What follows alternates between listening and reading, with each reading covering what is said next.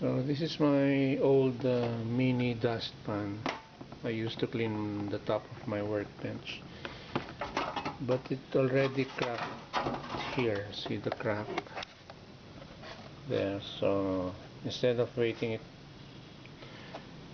to be completely destroyed, I just made another one out of thin sheet metal.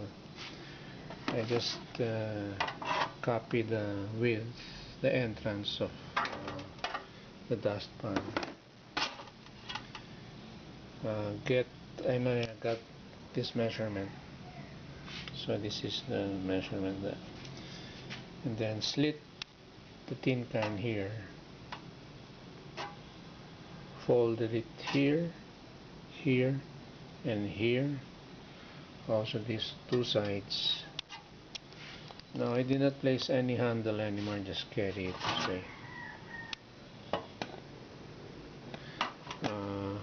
And then use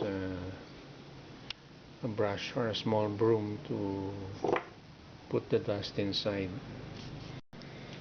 Be sure if you're making one like this to